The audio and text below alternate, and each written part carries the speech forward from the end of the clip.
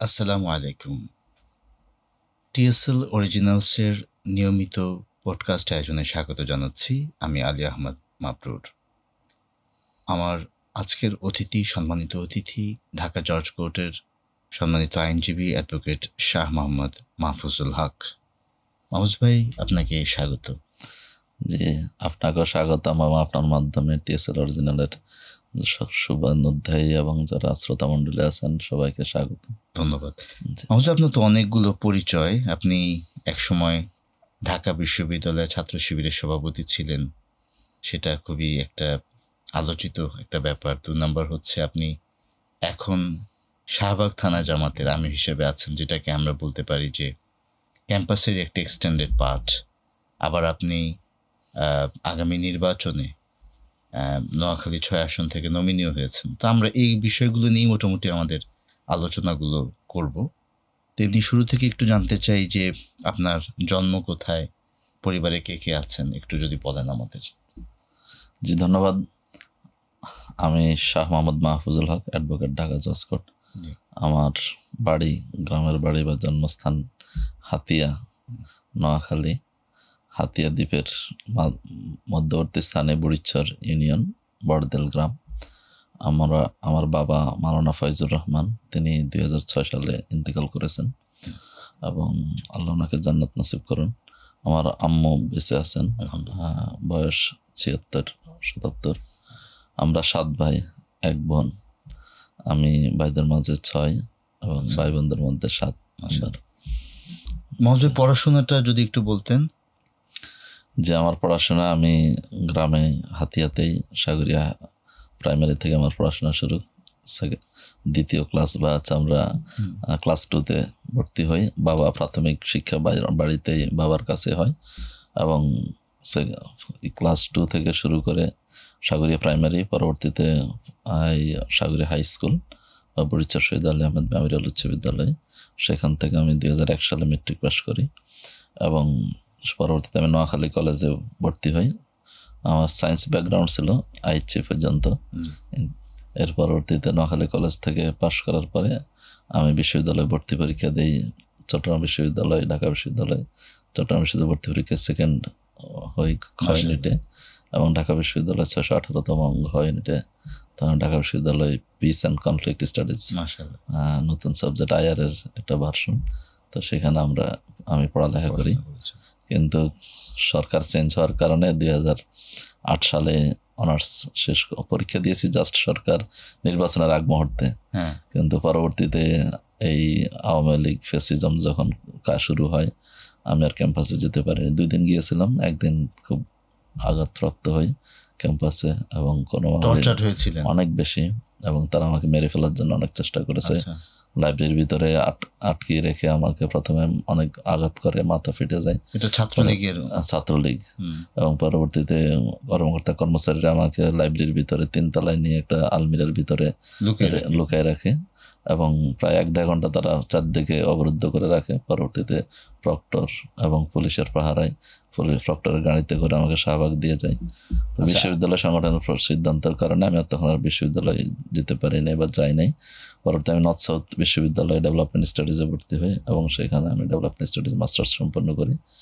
এরপরে আমি LLB-তে ভর্তি হই এবং ল শেষ করে 2021 সালে আমি ল সনদ অর্জন করে এখন প্র্যাকটিস করছি। যদিও আপনি এখানে মাঝখানে একবার সংগঠনের প্রসঙ্গ এনে ফেলেছেন যে সংগঠনের সিদ্ধান্তে পড়ে, আসলে সংগঠনের সাথে যুক্ত হলেন কখন?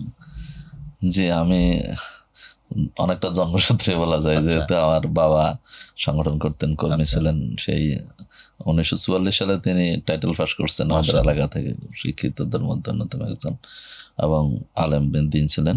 উনি কর্মী ছিলেন, ওনার মাধ্যম দিয়ে শুরু। কিন্তু আমাদের পরিবারে অ্যাক্টিভলি সংগঠন করা শুরু হয়েছে আমার 3য় নম্বর ভাই শাহ মিজানুল হক মামুন। তিনি নোয়াখালী জেলা এবং ফেনী জেলা সভাপতি ছিলেন। তো ভাইয়াকে দেখে দেখে আমরা শিবির হয়ে গেছি আর কি, মনের অজান্তে। ওনার চারিত্রিক মাধুর্য, ওনার আকর্ষণ আমাদের উপর প্রভাবটা অনেক বেশি পড়েছে। ক্লাস 3 থেকে আমি শিবিরের সাথে সম্পৃক্ত হয়ে যাই এবং 4-এ আমার একটা স্মৃতি আছে যে আমি স্কুলে কোচিং করতেছিলাম প্রায় ইয়ার জন্য, শিবির মানে বৃত্তি পরীক্ষার জন্য।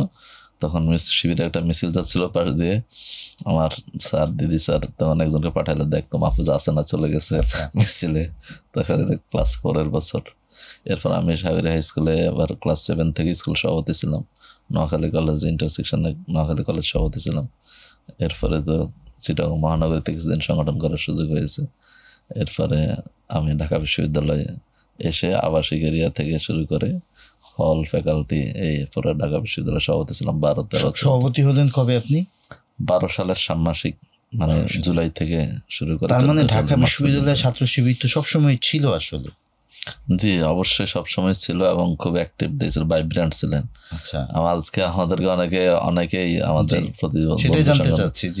জি, বন্ধু সংগঠন অনেক গুপ্ত সংগঠন বলে। জি, আমরা তো এটা তীব্র প্রতিবাদ জানাচ্ছি।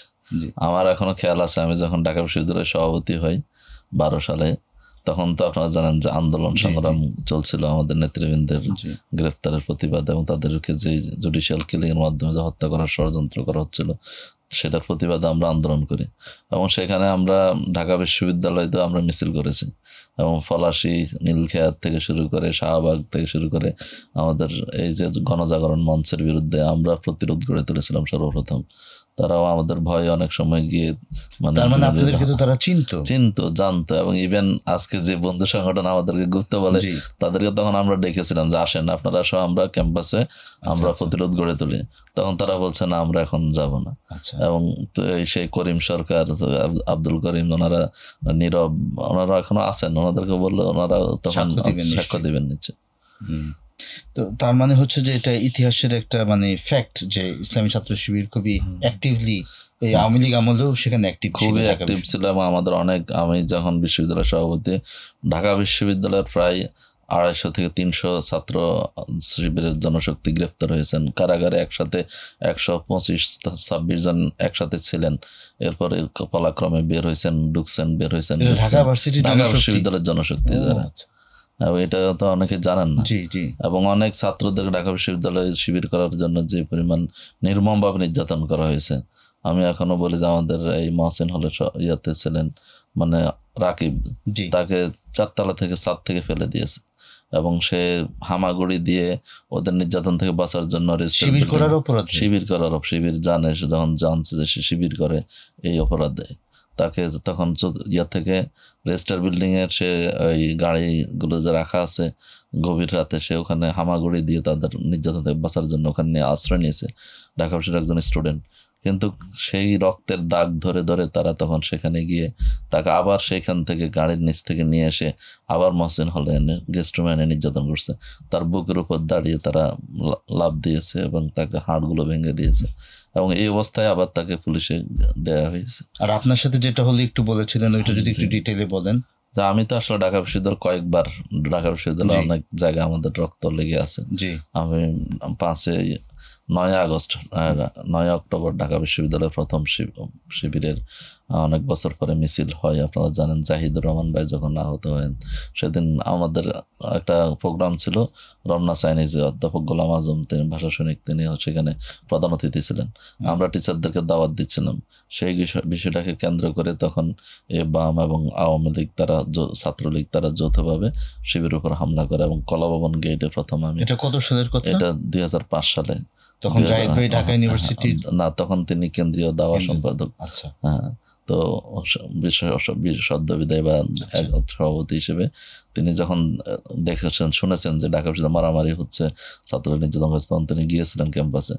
মল চত্বরে তখন তাকে শহীদ আব্দুল মালিক ভাইকে যেভাবে মারা হয়েছিল, শহীদ করা হয়েছিল, সেভাবে তাকে নির্মমভাবে নির্যাতন করা হয়।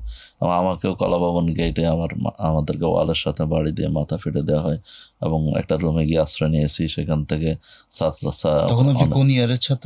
আমি তখন সেকেন্ড ইয়ার। হ্যাঁ, তো পরবর্তীতে মানে আমি অজ্ঞান হয়ে পড়ি। রিক্সাতে গিয়ে কেউ যে আমাদেরকে উদ্ধার করে রিক্সায় মানে উঠাই দিবে বা হাসপাতাল নেবে, তখন কেউ ছিল না। এই রক্ত একদিকে যাচ্ছে, রক্ত দিয়ে মাথা, হাত দিয়ে মাথা নিজেরটা ধরে রেখে আমি যে রিক্সায় উঠি। পরবর্তীতে আমাদের ডিপার্টমেন্টের বড় ভাই ছিলেন মহিবুল্লাহ ভাই, এবং আমার ক্লাসমেট ছিল আব্দুল আল মাসুদ, এখন কানাডায় থাকে। তারা, আমি যখন এই রোকেয়া হলের সামনে পর্যন্ত গেছি, তখন তারা দেখে দৌড়াই এসে ধরছে, আমার রক্ত ভিজে যাচ্ছে সব কিছু। তখন সেই মুহূর্তে তারা যখন আমাকে ধরছে, তখন আমি অজ্ঞান হয়ে যাই এবং সেই মুহূর্তে আমাকে হাসপাতালে নিয়ে এটা হলো আপনার প্রথম নির্যাতনের শিকার যেটা বললেন। ঢাকা বিশ্ববিদ্যালয়ে এরপরে? এটা প্রথম। পরে 2009 এরপরে তো 2028 সালের 28 অক্টোবর পল্টন মোড়ে আপনারা জানেন যে বর্বরচিত হত্যাকাণ্ড হয়েছে, সেখানে আমরা ছিলাম এবং আমাকেও শহীদ মুজাহিদুল ইসলাম ভাইয়ের মতো পা থেকে মাথা পর্যন্ত লগি বেঁধে দিয়ে পেটানো হয়েছিল। নির্যাতন করা হয়েছিল। সেদিন আমরা কালেমা পড়ে হয়তো রেডি ছিলাম, হয়তো শাহাদাতের জন্য রেডি ছিলাম। তো আল্লাহ আমাকে তো এখনো বাঁচিয়ে রেখেছেন। তো এরকম জীবনে অনেকবার 4-5 বারই হয়েছে যে আমরা কালেমা পড়ে রেডি ছিলাম যে শাহাদাত বরণ করবো, হয়তো চলে যাবো দুনিয়া থেকে। তো যাই হোক, আওয়ামী লীগ আমলেও হয়েছে এরকম। আমলে এরপর তো 2000 আমি যেটা বলছিলাম যে এই 9 সালে বিশেষ করে সরকার চেঞ্জ হওয়ার পরে পরবর্তী সময়ে তো আমি সর্বপ্রথম একদিন ক্যাম্পাসে যাই সকাল 8টার দিকে, যেন জাস্ট বোঝার জন্য কি অবস্থা, আমি ডিপার্টমেন্টে যেতে পারবো কিনা, পড়াশোনা করতে পারবো কিনা। তো সেদিন আমি চলে আসি, আবার পরের দিন আবার একদিন বা 2 দিন পর আমি যাই, আবার আমার সাথে আজহার ভাই আমাদের হলদার সেক্রেটারি ছিলেন, তিনি সহ আমরা যাই। তো মধুর ক্যান্টিনে আমি যখন মধুর ক্যান্টিন পার হয়ে লাইব্রেরির সামনে আসি, তখন এই ছাত্রলীগের সহসভাপতি বাপ্পি, আপনারা জানেন যে সন্ত্রাসী, সে এই টুকু সালাউদ্দিন টুকুকেও সে চাপাতে দিয়ে কোপ দিয়েছে মাথায়। তো সে আমাকে দেখতে পায় এবং তখন আমি বুঝতে পারি যে সেই বাপ্পি এবং সোহাগ তারা আমাকে টার্গেট করেছে, আমাকে ধরার জন্য। শিবির হিসেবে টার্গেট করেছে? শিবির হিসেবে, কারণ এর আগে আমরা এই কোটা বিরোধী আন্দোলন বা বিভিন্ন আন্দোলন, ছাত্র শিবির, আমরা তো 4-5 সাল থেকে শুরু করে মহসিন হলে এমন হয়েছে যে ছাত্রলীগ ছাত্রদল ওরা আমাদের উপর নির্যাতন করতে এসেছে, তারা টিকতে পারে নাই, চলে গেছে, বের হয়ে যেতে বাধ্য হয়েছে। তো সেই হিসেবে সবাই আমাদেরকে চিনতে হলে জানতো শিবির হিসেবে। তো এরকম করে আমরা ক্যাম্পাসে ছিলাম, যার কারণে তারা যখন দেখছে আমাকে, দেখার সাথে সাথে তারা আমাকে ধরার জন্য চেষ্টা করছে। আমি দৌড় দিয়ে লাইব্রেরির ভিতরে, যেহেতু অনেক দূর শাহবাগ আসা কঠিন, তখন আমি লাইব্রেরির ভিতরে ঢোকার চেষ্টা করি। আমি লাইব্রেরির দরজা ধরে টান দিই, তারা পিছন থেকে আমার জামার কলার ধরে আমাকে নিয়ে যাওয়ার চেষ্টা করে। আমি দ্রুত সামনের দিকে ধাক্কা দিয়ে ভিতরে ঢুকে যাই এবং ওই যেখানে পত্রিকা পড়ে সেখানে রিডিং রুম, আমি সেখানে গিয়ে যখন টেবিলের নিচে আশ্রয় নেই, ওখানে গিয়ে তারা আমার উপর হামলা করে এবং বিভিন্ন দিক থেকে লাথি, গুন্ডা, বাবা বিভিন্ন আক্রমণ, নাজেহাল করা বলতে যা বোঝায়, জুতা দিয়ে সব টিচাররা আছে, ছাত্ররা আছে। তো পরবর্তীতে অনেক চেঁচামেচির পরে টিচাররা এসে আমার স্টাফরা যেহেতু আমাকে আগ থেকে চিনতো, তারা এসে আমাকে ওখান থেকে নিয়ে 3 তলায় একটা রুমে আলমিরার ভিতরে ঢুকে রাখে এবং পরবর্তীতে তারা কিন্তু ক্ষান্ত হয় নাই। তারা ভেবেছে যে আমাকে তো ওইখান থেকে যেতে পারি নাই, তাহলে নিশ্চয়ই ভিতরে আছে, অনেক খোঁজাখুঁজি করে এবং অনেকবার চেষ্টা করে আমাকে বের করে নিয়ে যাওয়ার জন্য। হয়তো যদি তারা সেদিন সন্ধান পেতে হয়তো আমাকে ক্যাম্পাসে এসে তারা মেরে ফেলতো। তো তাহলে এই আপনি তো ভার্সিটি সভাপতি ছিলেন শিবিরে, ঢাকা ইউনিভার্সিটিতে এই যে গেস্ট রুম টর্চার বা এই হলগুলোতে যে টর্চার সেল, এরকম 2-1টা ঘটনা যদি আমাদের জন্য একটু শেয়ার করতেন, আপনার নলেজে আছে কিনা? যে আমার নলেজে আছে। আমি আরেকজন ভাইয়ের কথা আমি যে বলি যে কামরুল ইসলাম, সে এখন আমেরিকাতে থাকে, পড়াশোনা করে পিএইচডি। তো সে যখন মহসিন হলে ছিল, হল থেকে যখন বিতাড়িত হয়, তা আমাদের তো আমি মহসিন হলের সভাপতি হিসেবে 104 জন সাথী শিবিরের 17 জন সদস্য মহসিন হলে। তো সেই সময় আমরা তাদেরকে নিয়ে বের হয়ে যেতে হয় এবং ক্যাম্পাস থেকে প্রায় 1000-এর উপরে জনশক্তি নিয়ে আমরা তখন বের হয়ে যেতে হয়। যাদের হল থেকে বের করে দেওয়া হয়েছে, বাধ্য হয়েছে, তাদের বই পুস্তক জ্বালিয়ে দিয়েছে, রুমগুলো জ্বালিয়ে দিয়েছে, এক কাপড়ে বের হয়ে যেতে হয়েছে। আমাদের মতো অনেকের শিক্ষা জীবন কন্টিনিউ করা সম্ভব হয় না। তো এভাবে অনেক নির্যাতনের শিকার। এই সময় বিশ্ববিদ্যালয় প্রশাসনের কোনো ভূমিকা পাননি? বিশ্ববিদ্যালয় প্রশাসন অনেকটা ওই নির্যাতকদের সহায়ক ভূমিকা পালন করে। একটা ছেলেকে নির্যাতন করে অনেক, মানে আজ যে কামরুল কথা বলছিলাম, তাকে শহীদুল্লাহ হলে ধরে, সে তার এক বন্ধুর কাছে গেছিল একটা নোট আনার জন্য, মহসিন হলে তো যায় না, শহীদুল্লাহ হলে গেছে, সেখান থেকে তাকে ট্রেসিং করে তাকে ধরে এবং ধরার পরে তাকে সেখানে রেখে নির্যাতন করে, চরম নির্যাতন করে, দিয়ে হকি স্টিক দিয়ে তার বা হচ্ছে যে স্ট্যাম্প দিয়ে তাকে মারধর করে। পরবর্তীতে আমরা অনেক যোগাযোগ করে করে তাকে আকুতি মিনতি করে সে ওখান থেকে বেরিয়ে এসে রিক্সা দিয়ে যখন যাচ্ছিল, তখন তাকে আবার ধরে নিয়ে যায় জগন্নাথ হলের গেস্ট রুমে নিয়ে তাকে সিগারেটের আগুন দিয়ে তার শরীরের সেক দেওয়া হয়। সেক দেওয়া হয়, লোমকূপ গুলোতে সেক দেওয়া হয়। মানে এভাবে পাশবিক নির্যাতন তারা অনেক করেছে। আমাদের মহিউদ্দিন ভাই আপনারা জানেন, সে জি হলের সভাপতি ছিল, বিশ্ববিদ্যালয় আর্টস ফ্যাকাল্টির সভাপতি ছিল, এখন কদমতলী মধ্য থানার আমির। তো সে ইয়াতে আপনার নীলক্ষেতে একটা বইয়ের দোকানে আসছে বই কেনার জন্য, সেখান থেকে তাকে তুলে নিয়ে যাওয়া হয় ক্যাম্পাসে, নিয়ে গিয়ে তাকে অমানবিক নির্যাতন করা হয়। এই এরপরে তো ধরেন এই পদবে 2018 সালে যে কোটা আন্দোলন, সেই সময় আপনি কি কোথায় কি অবস্থায় ছিলেন? আমি তখন কেন্দ্রে আমরা মূলত কোটা আন্দোলনটা আমরা শুরু করি 2004-5-6 সালে, 5 সালে থেকে কোটা আন্দোলন শিবির শুরু করে। এবং বিশেষ করে আমাদের শিশির মনির ভাই বা ওনারা যখন বিশ্ববিদ্যালয়ে ছিলেন তখন থেকে আন্দোলন শুরু হয়। এটা 8 সালে বেগবান হয়, অনেক বেগবান হয়। এরপরে আবার হচ্ছে যে 18 সালে এসে আবার নতুন করে মানে এটাকে ওই সময় দমন করা হয়, পরে 18 সালে এসে এটা আবার ফলাফল অর্জন করে। কিন্তু 24 সালে এসে তো আবার পুনরায় হাইকোর্টের একটা রায়ের মাধ্যম দিয়ে সেটা আবার পুনরুজ্জীবিত হয়। আপনি তো 24-এর এই যে কথা আপনি নিজেই তুললেন, 24-এর এই সময় তো আপনি শাহবাগে মূলত দায়িত্ব পালন করছেন। তো আমরা শুনেছি বা আমাদের ঢাকা ইউনিভার্সিটি ছাত্র শিবিরের একটি ঐতিহাসিক ভূমিকা আমরা জুলাই বিপ্লবের এই নেপথ্য ভূমিকা আমরা শুনেছি বা জানবার চেষ্টা করছি।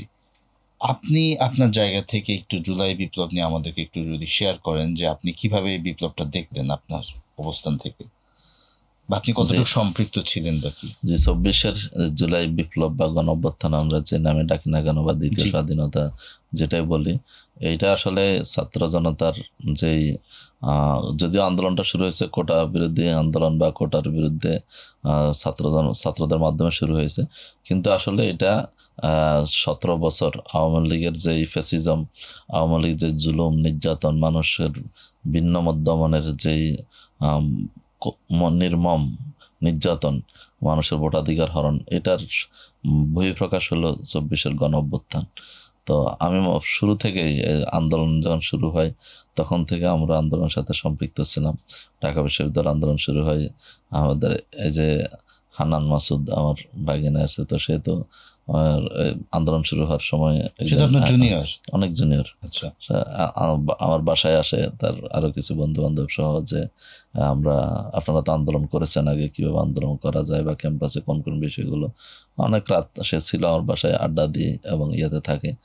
এরপরে আমাদের বিশেষ করে আন্দোলনের সাথে যে সাদিক কাইয়ুম, ফরহাদ বা সিবগাতুল্লাহ, মূলত এই 24-এর আন্দোলনটা ঢাকা বিশ্ববিদ্যালয়ে ছাত্র শিবিরের নেতৃত্বেই আন্দোলনটা সংগঠিত হয়।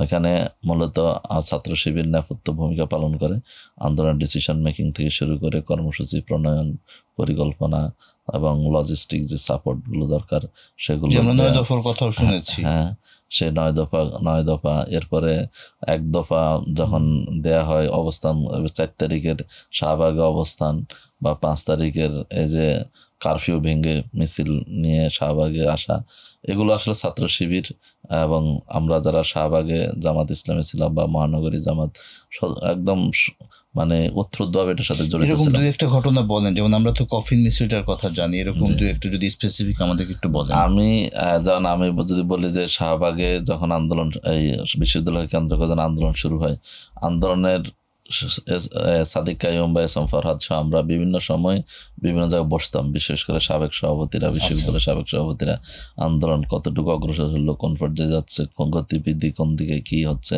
পরবর্তী কর্মসূচি কি, করণীয় কি, বা ছাত্র কম মানে ক্ষয়ক্ষতির মাধ্যমে কীভাবে আন্দোলনকে চূড়ান্ত পরিণতির দিকে নিয়ে যাওয়া যায়, সেই বিষয়গুলো নিয়ে আমাদের শাহবাগে কাটাবনে আমরা অভিভাবকদেরকে নিয়ে, সেখানে যখন ছাত্রদের উপর নির্যাতন দমন শুরু হয়, আমরা সেখানে অভিভাবকদের নিয়ে, ওই যে আমাদের আপনারা জানেন না যে ইঞ্জিনিয়ার ফয়সাল বিন রহমান ভাই সহ ওখানে অভিভাবকদের নিয়ে আমরা অবস্থান ধর্মঘট করি এবং সেখানে এই মিছিল হয়, সমাবেশ হয়, এরপর প্রতিবাদ করি। এরপরে যখন আন্দোলনে মাইক লাগবে, খাওয়ার লাগবে, বা এই ছাত্রলীগের সাথে যখন মারামারি শুরু হয়, ছাত্ররা তো মানে একেবারেই নিরস্ত্র বলতে আমি কি একদম কোনো হাতে কোনো কিছু নাই, তাদের কিছু থাকার নাই, কিন্তু ওরা তো সশস্ত্র অবস্থায় আসছে, তখন এদেরকে লাঠি বা হচ্ছে যে প্রয়োজনীয় সরঞ্জাম যেগুলো সাপোর্ট দেওয়ার সেগুলো দেওয়া থেকে শুরু করে আমরা কাজগুলো করি। এবং বিশেষ করে এই যখন যেখানে লোকবল সাপ্লাই দেওয়া এই কাজগুলো আমরা এটার সাথে জড়িত ছিলাম। যেমন আপনি বলেছেন যে বিষয়টা আসলে বিশেষ করে এই 16ই জুলাই যখন শহীদ আবু সাইদ মুগ্ধ সহ যখন 6 জন শাহাদাত বরণ করে, তখন তার প্রতিবাদে একটা গায়েবানা জানাজা এবং কফিন মিছিলের একটা কর্মসূচি ঘোষণা করা হয়। তো সেদিন আমাকে এস.এম. ফরহাদ আমাকে ফোন দেয় যে ভাইয়া আমাদের তো গায়েবানা জানাজার জন্য আমাদের কফিন লাগবে। তো কয়টা কফিন লাগবে? সে বললো 7টা কফিন লাগবে। তো আমি বলছি ঠিক আছে, আমরা দেখি, ব্যবস্থা করতেছি। তখন আমি ক্যাম্পাস তো অবরুদ্ধ, তখন আমরা কোনোভাবেই তো নড়াচড়া করার কোনো কিছু করার সুযোগ নাই। তো আমি তখন মহানগরী সেক্রেটারি যেহেতু মাসুদ ভাইয়ের সাথে সবসময় যোগাযোগ ছিল, মাসুদ ভাইয়ের সাথে কথা বলে, মাসুদ ভাই বললেন আপনি দেলোয়ার ভাইয়ের সাথে কথা বলেন, এবং শাহিন আহমেদ খান ভাই পল্টন থানা আমির ওনার সাথে কথা বলেন। তা আমি ওইদিকে দেলোয়ার ভাইয়ের সাথে কথা বলি এবং আমি কাটাবনেই, যেহেতু ওই দিক থেকে আনাটা কঠিন হইতে পারে, আটকা যেতে পারে, কাটাবনে আমরা 2টা কফিনের অর্ডার দিই। ওখানে কাঠ মিস্ত্রির দোকান আছে, সেখানে নতুন বানাই কফিন, এবং 2টা কফিন বানানো হয়। এরপরে কিছু কাপড় আমরা ক্রয় করি, এই সাদা কাপড়। এগুলো আমরা যখন ওরা কর্মসূচি ঘোষণা করে বা সময় চলে আসে, তখন আমাদেরকে বলা যাবে আমাদের কফিন নিয়ে এসছেন কিনা। ইতিমধ্যে অবশ্য মাসুদ ভাইয়ের সাথে সমন্বয় করে আমরা 2টা অ্যাম্বুলেন্সে এই 4টা, একটাতে 4টা, একটাতে 3টা, 7টা কফিন অলরেডি মগবাজার এবং পল্টন থেকে 2 জায়গা থেকে 2টা অ্যাম্বুলেন্সে কফিন ক্যাম্পাসের দিকে নিয়ে আসা হয়। ক্যাম্পাসে ইয়াতে এই রাজু ভাস্কর্যের এখানে তারা আটকে দেয়, পুলিশ ব্যারিকেড দেয়, কোনো অ্যাম্বুলেন্স ঢুকতে দেয়নি। তখন ওখানে আটকা পড়ে। এখন কি করবে? তারা তো কর্মসূচি করতে হবে। তখন আমরা বললাম যে ঠিক আছে, তোমরা মুজিব হলের পিছন দিয়ে আসো, ওয়ালের উপর দিয়ে আমরা তোমাদের কাপড় দিচ্ছি, তোমরা ভিতর থেকে লাঠি বা কাঠ সংগ্রহ করে তোমরা চেষ্টা করো যে একটা প্রতীকী কফিন তৈরি করার জন্য। তাদেরকে আমি কাপড় দিলাম, আমি সহ দেয়ালের উপর দিয়ে।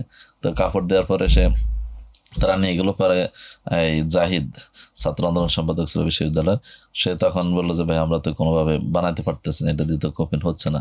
তো ঠিক আছে, তাহলে তোমরা এক কাজ করো, তোমরা একটা মিছিল নিয়ে নীলক্ষেতের দিকে আসো। তো তারা একটা মিছিল নিয়ে নীলক্ষেতের দিকে আসলো, আর আমরা কাটাবন থেকে কফিন নিয়ে এই নীলক্ষেতের দিকে গেলাম। এতে করে যখন মিছিল আসলো, পুলিশ তাদেরকে বাধা দিল বা তাদের সাথে একটু দস্তাদস্তি হলো, তখন আমরা ওদেরকে ওই সুযোগে কফিনটা দিয়ে দিলাম। তো তারা এটা নিয়ে সামনে গেছে। এখন লাগবে তো 6টা কমপক্ষে মিনিমাম, আমার আছে 1টা। তখন ইতিমধ্যেই সৌভাগ্যক্রমে পুলিশ অ্যাম্বুলেন্স ছেড়ে দিল। অ্যাম্বুলেন্সগুলো এসে বিসির বাসভবনের সামনে এসে দাঁড়ালো, এবং সেখানে তখন আমি বললাম যে তোমাদের সামনে দেখো অ্যাম্বুলেন্স আছে, অ্যাম্বুলেন্স খোলো, কফিন বের হবে। তখন কফিন বের হলো এবং একটা আবেগঘন পরিস্থিতি তৈরি হলো সেখানে, মিরাকেল। এবং এই কফিন তো মানে জানাজা শেষ হলো, জানাজা শেষে যখন এই কফিন নিয়ে মিছিল নিয়ে যখন শাহবাগের দিকে রওনা দিল, আমার কাছে দৃশ্যটা খুব মনে হয় শিহরণ জায়গা। 52 ভাষা আন্দোলনের যেরকম একটা পরিস্থিতি তৈরি হয়েছিল, ছাত্রদের মধ্যে এরকম একটা আবেগ ঘন পরিবেশ তৈরি হয়। সবাই যেহেতু কফিন নিয়ে মিছিল, এটা যেহেতু শহীদ আবু সাইদ যেভাবে জীবন দিল গুলির মুখে দাঁড়িয়ে, বা আবু সাইদ আন্দোলনের মোড় ঘুরিয়ে দিল, মুগ্ধ যেভাবে পানি করে সেই রকম একটা পানি দেওয়ার সময় তাকে যেভাবে মারা হলো, এভাবে করে সবার কাছে তখন স্মৃতিগুলো জেগে উঠলো। তখন এই অপ্রতিরোধ্য এই মিছিল কোন দিকে যায়, এটার গতি কি হবে, সরকার তখন আটকে উঠলো যে না, এটাকে যে কোনো মূল্যে থামাতে হবে। এবং তখনই তারা এই নিরীহ ছাত্রদের উপর তখন তারা হামলা করে, এবং কাদা নিকেশ থেকে শুরু করে এবং বুলেট থেকে শুরু করে তারা নিক্ষেপ করে এবং বিচ্ছিন্ন করে দেয়। এমনকি তারা তখন সিদ্ধান্ত নিল যে ক্যাম্পাস যদি বন্ধ করা না হয় এবং হল যদি খালি না করা হয়, তাহলে এই আন্দোলনকে কোনোভাবে দমন করা যাবে না। এটা তাদের খুবই পরিকল্পিত ছিল যে ছাত্রদেরকে, শিক্ষার্থীদেরকে ব্যর্থ করে দেওয়ার জন্য শিক্ষার্থীদেরকে সন্ধ্যার মধ্যে হল ত্যাগ করতে হবে।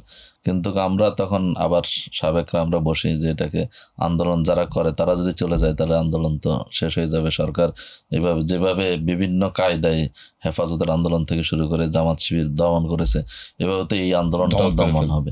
তখন তাদেরকে রাখার ব্যাপারে সিদ্ধান্ত হয় যে যারা আন্দোলনের ভূমিকা রাখে তাদেরকে ক্যাম্পাসের আশেপাশে রাখার জন্য আমাদের বাসা বাড়িগুলোতে, আমাদের সাবেকদের বাসা বাড়িগুলোতে 5 জন 10 জন করে ভাগ করে দেওয়া হয়। ঢাকা শহরে বিভিন্ন দূর দূরান্ত এই ক্ষেত্রেও আপনাদের একটা ভূমিকা ছিল, আমরা টোটাল অ্যারেঞ্জমেন্টটা করি এবং রাখি। আমাদের শাহবাগ, যেহেতু আমরা পার্শ্ববর্তী থানা আমির হিসেবে শাহবাগ, লালবাগ থেকে শুরু করে এবং বিশ্ববিদ্যালয়ের সাবেক জনশক্তি যার দায়িত্বশীল যারা যেখানে ছিলেন, এবং এমনকি এক এক বাসায় 10 জন 15 জন পর্যন্ত ছিলেন। তো এতে করে সরকারের যে পরিকল্পনা ছিল আন্দোলনকে ব্যর্থ করে দেওয়ার, সেটা তখন বেঁচতে যায় এবং ছাত্র জনতা আন্দোলনটা আরও তীব্র থেকে তীব্রতর হয়। আপনাদের এই ভূমিকা না থাকলে আসলে আন্দোলন সফল করা কঠিন হতো। কিন্তু এই যে আপনারা যে কুরবানিগুলো করলেন বা এই যে জীবনের ঝুঁকি, আপনাদের পরিবার আসলে এই সময়গুলো কিভাবে পার করেছে? মানে আপনারা এই যে লোকদেরকে অ্যারেঞ্জ করতেছেন, থাকা, অ্যাকোমোডেশন, আপনাদের নিজেরাই বা কোথায় ছিলেন সেই সময় বা এই বিষয়গুলো? আমার আসলে আমরা তো এই 24-এর আন্দোলন বলে কথা না, এই সরকার ক্ষমতায় আসার পর থেকে আমাদের জীবন তো আমরা বিশেষ করে আমাদের নেতৃবৃন্দকে ফাঁসি দেওয়ার জন্য যখন তারা অ্যারেঞ্জমেন্ট করে বা আমাদের সামনে নিরপরাধ মানুষগুলো কীভাবে ফাঁসি দেওয়া হবে সেটা আমরা কখনো মেনে নিতে পারি নাই বা মেনে নেই নাই। তো আমাদের দায়িত্ব হচ্ছে একজন ইমানদার হিসেবে, মুমিন হিসেবে আমরা এটা প্রতিবাদ করি যেহেতু এটা অন্যায় হচ্ছে। আমি ঢাকা বিশ্ববিদ্যালয়ের সভাপতি অবস্থায় ভিসি আরফিন সিদ্দিকী স্যারের সাথে দেখা করতে গেছিলাম 14 সালে। তো তখন ওনার সাথে আমার অনেক বাকবিতণ্ড বা কথাবার্তা হয় যে স্যার আমাকে বলেন যে আমি বললাম পরিচয় দিকে আমি যে পড়াশোনা করতে পারি না, আমি নৎসাতে পড়ছে, শিবিরও করবা মানে পড়াশোনা করবে, এটা তো বললাম কেন স্যার, আমি তো তাকে কি শিবিরের পরিচয় দিয়েছিলেন? শিবিরের সভাপতি হিসেবে আমি ফোন দিলাম যে আমরা সকল টিচারদেরকে গিফট দিলাম শিবিরের পক্ষ থেকে। দেওয়ার পরে তখন বললাম যে আর বিসি বাদ থাকতো কেন, তাকেও তো দাওয়াত দেওয়া আমার দায়িত্ব। আমি তখন বিসি স্যারকে ফোন দিই যে স্যার আপনার সাথে দেখা করবো। স্যার তখন বললো যে আমি তো ব্যস্ত আছি। আমি বিকাল 4টা 4:30 দিয়ে ফোন দিই। তো স্যার আমি বললাম স্যার ব্যস্ত থাকলে কখন ফ্রি হবেন? যখন ফ্রি হবেন তখন আসবো। স্যার বললো যে রাতের 11টায়। তো আমি বললাম ঠিক আছে স্যার আসতেছি রাতের 11টায়। রাতের 11টা গিয়ে আমরা, আমাদের অবশ্যই অনেকে নিষেধ করছিল যে ছাত্রলীগকে তুলে দিতে পারে অথবা পুলিশকে খবর দিয়ে আমাদের ধরাই দিতে পারে। তা আমি বলছি যে একজন শিক্ষক হিসেবে যদি এভাবে করে এটা তো আমরা আশা করি না, আমি ওনার সন্তান তুললাম আমরা। যাই হোক আমি চতুর্দিকে একটু খেয়াল করলাম করে রাউন্ড দিয়ে, পর ওখানে কিছু নিরাপত্তা বা ইনফরমেশন বিভাগের লোক রেখে আমি তখন ভিতরে ঢুকলাম, আমরা 4 জন 5 জন। তো স্যারের সাথে অনেক কথা হচ্ছিল যে এই যে আজকে ডাকসুর নির্বাচন, তো স্যার বলতেছে যে শিবির করো, পড়াশোনা করবো, এটা তো হয় না। স্যার আমি তো কোটায় ভর্তি হই না ঢাকা বিশ্ববিদ্যালয়ে, আমি তো মেধা তালিকায় ভর্তি হয়েছি। আপনি বিসি হিসাবে এটা আপনার ব্যর্থতা যে আপনি আমাকে দিতে পারেন না, সিকিউরিটি দিতে পারেন না, আমার মাস্টার্স আমি করতে পারি না। বলেন আর ছাত্র শিবিরকে তো ছাত্ররা পছন্দ করে না। স্যার আপনি কিসের ভিত্তিতে বলতেছেন, আপনার কাছে কি এটার স্ট্যান্ডার্ড বা মেজারমেন্টটা কি? আপনি ডাকসু নির্বাচন দেন, আমরা বিজয়ী হব স্যার। আমি তখন চ্যালেঞ্জ করছি, ওরা তোমরা তো নির্বাচনে অংশগ্রহণ করতে পারো না। আজকে যেরকম এই যে পরিবেশ পরিষদ তথাকথিত এগুলোর নাম দিয়ে বলে, বললাম স্যার এটা তো কোনো কথা না, আপনি তো অগণতান্ত্রিক কথা আপনি কীভাবে বলেন? আপনি একজন বিসি হিসেবে আপনি গণতান্ত্রিক কথা বলবেন, এটা আমরা আশা করি সুশীল সমাজের প্রতিনিধি। তা আপনি নির্বাচন দেবেন, আমরা অংশগ্রহণ করব, ছাত্ররা আমাদেরকে ভোট দেবে। যদি আমরা ভোটে বিজয়ী হই তাহলে তো আমরা বিজয়ী হলাম, যদি না হই আমরা ভোট না পাই তাহলে আপনি বলতে পারেন আমাদেরকে পছন্দ করে না। তা আপনি এটা বলতে পারেন না যে আমরা অংশগ্রহণ করতে পারবো না। বলে যে 71 এই যে কথা বলে, আমার খুব মতিয়া চৌধুরীকে বিবিসিতে জিজ্ঞাসা করে যে জামাতের লোকজন মন্ত্রী ছিল তারা তো দুর্নীতি করে নাই। বলো কেন দুর্নীতি করে? 71 সালের মানে কোথায়, মানে একটা যাই বলেন আপনি তারা নিয়ে যাবে 71-এর দিকে। তো সেদিনও সেটা বলার পর আমি বললাম স্যার আমরা অবশ্যই যুদ্ধাপরাধের বিচার চাই, আপনি নিরপেক্ষ বিচার করেন, আমরা চাই, কিন্তু বিচারের নামে বিরোধী দলকে বা জামাতকে শেষ করার যে এজেন্ডা এটা তো আমরা পছন্দ করি না। বলে যে কেন, এটা তো অপরাধী। আমি বললাম স্যার তাহলে আওয়ামী লীগের মধ্যে যারা যুদ্ধাপরাধী আছে, আমি তখন নাম বললাম যে আশিকুর রহমান আওয়ামী লীগের কোষাধ্যক্ষ, তারপর মুসলিম উদ্দিন আওয়ামী লীগের এমপি ময়মনসিংহের 6 আসনের। আমি বললাম যে স্যার আমাদের মখ আলমগীর তখনকার স্বরাষ্ট্রমন্ত্রী, সাজেদা চৌধুরী, স্যার এরা তো সবাই যুদ্ধাপরাধী হিসেবে বঙ্গবীর কাদের সিদ্দিকী বলছে এদেরকে। তখন বলা যে এটা তো রাজনীতি। আমি বললাম স্যার আমরা তো বলি এটা তো রাজনীতি হচ্ছে, এটা তো কোনো বিচার হচ্ছে না। আপনি যেহেতু প্রসঙ্গটা অবতারণা করলেন, ডাকসুতে তো শিবির আজকে প্যানেল দিল, এতদিন পরে ডাকসু নির্বাচন একটা তো আপনি বললেন পরিবেশ পরিষদের একটা বাধার কারণে আসলে হয় না। তো এবার যে হচ্ছে, আপনি এই এখন বর্তমান পরিস্থিতি জুলাই বিপ্লব পরবর্তী আপনি কিভাবে দেখেন? সম্প্রতিও কিন্তু টিএসসিতে আবারও একটা উত্তেজনাকর পরিস্থিতি তৈরি হয়েছিল শিবিরের একটা প্রদর্শনীকে কেন্দ্র করে। এরপরে শিবির আজকে প্যানেল দিল। আপনি শিবিরের সার্বিক অবস্থান এবং ডাকসু পরিস্থিতি নিয়ে যদি একটু বলেন। জি, আসলে ঢাকা বিশ্ববিদ্যালয়ে যখনই ডাকসু নির্বাচন হয়েছে, ছাত্র শিবির বারবারই মানে সেই নির্বাচনে অংশগ্রহণ করেছে, আগেও করেছে 82-80 সালে আপনারা জানেন তাহের কাদের পরিষদ, এরপর 82 সালে এনাম কাদের পরিষদ, মানে অংশগ্রহণ করেছে আমাদের ভাইয়েরা। তো এবং অনেক মানে সেকেন্ড থার্ড পজিশন ছিল সব সময় ছাত্র শিবির। কিন্তু পরবর্তীতে এসে তারা হচ্ছে যে মানে এটা এই যে সর্বদলীয় ঐক্য করে ছাত্র শিবিরকে আদর্শিকভাবে মোকাবেলা করতে ব্যর্থ হয়ে তারা ছাত্র শিবিরকে নির্বাচন থেকে বাইরে রাখার চেষ্টা করে। এই যে তথাকথিত পরিবেশ পরিষদ, যেটার কোনো ভিত্তি নাই, কোনো ভিত্তি নাই। একটা সংগঠন কিভাবে আরেকটা সংগঠনকে নিষিদ্ধ করে, বা কেউ একজন বললো তাতে কি হয়ে গেল। বিশ্ববিদ্যালয়ের প্রক্টর সাথে আমাদের কথা হয়েছে, বিসির সাথে কথা হয়েছে, তখন এই যে আপনারা জানেন 2005 সালে এটা খুব আলোচনায় আসছিল। আমাদের ইয়ার শিশির মনির যখন সভাপতি, তখন ইয়াতে প্রেস ক্লাবে তখন তিনি এটাকে নিয়ে চ্যালেঞ্জ করছেন। কোনো কাঠামোতে এটা নাই, এবং এটা কোনো একজন কাউকে নিষিদ্ধ করে দিল তাতে কি হয়ে যাবে, এটা সরকারি কোনো না, প্রতিষ্ঠানের কোনো কিছু না। তো এটা মূলত হচ্ছে যে একটা জুলুম। তো আমরা সেই পরিবেশটাকে পার করে তারা এটা দোহাই দিয়ে ছাত্র শিবিরকে নির্যাতন করা, মানে মেরে ফেলা, ছাত্র শিবিরকে হিউমিলেট করা, এটা হচ্ছে যে এটা বৈধতা নিয়ে গেছে। এটা মানবাধিকারের লঙ্ঘন, দেশের আইন আদালতের সুস্পষ্টভাবে লঙ্ঘন, সংবিধানের লঙ্ঘন। একটা ছাত্র তার মত প্রকাশ করতে পারবে না কেন? মত প্রকাশ করার সুযোগ থাকতে হবে। সেটা ঢাকা বিশ্ববিদ্যালয়ের মতো জায়গায় যারা এই পেশি শক্তি ইউজ করে এই শিবিরকে দমনের নামে ছাত্রদেরকে অধিকার হরণ করেছে, আমরা মনে করি তাদেরই বিচার হওয়া উচিত এবং তাদেরকে আইনের আওতায় আনা উচিত। এবং এই যে আমি কয়েকটা ঘটনা বললাম, কি পরিমাণ নির্যাতন করেছে একটা ছেলে, আপনি চিন্তা করেন, 4 তলা থেকে ফেলে দিয়ে সেই ছেলে জীবন বাঁচানোর জন্য গেল, সেখান থেকে তাকে আবার নিয়ে এসে আবার নির্যাতন করেছে। এরকম একটা না, প্রতিদিন রাতটাই ছিল এক একটা আমাদের জন্য আতঙ্কের, যে কখন কোন হল থেকে কাকে দূরে নিয়ে যাবে।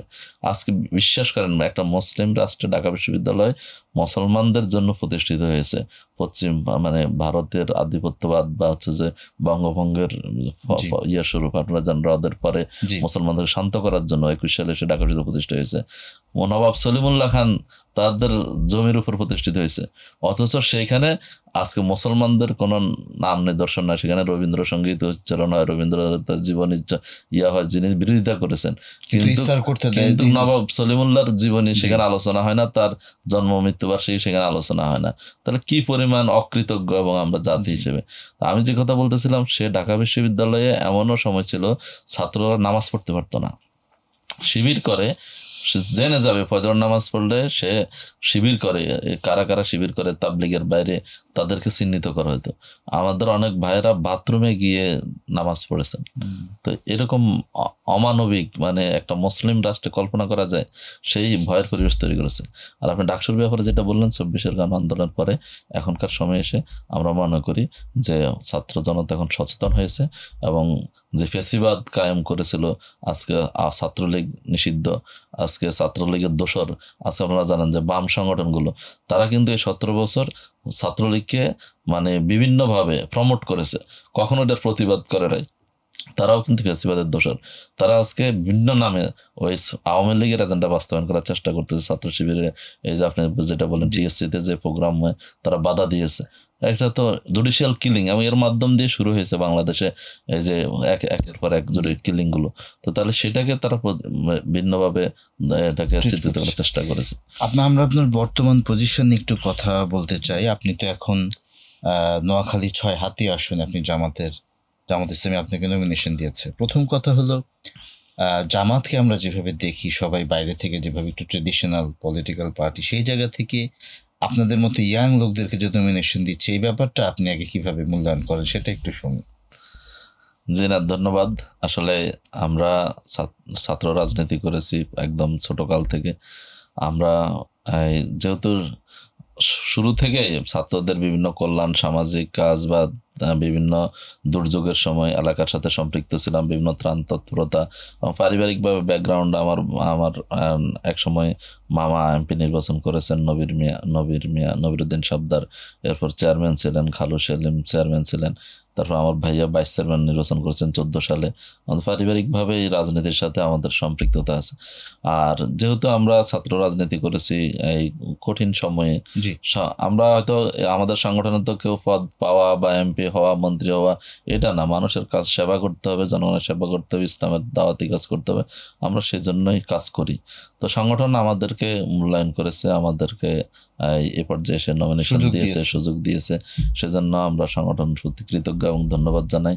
আর পাশাপাশি আমি মনে করি যে এটা তো সব দলেই হওয়া উচিত।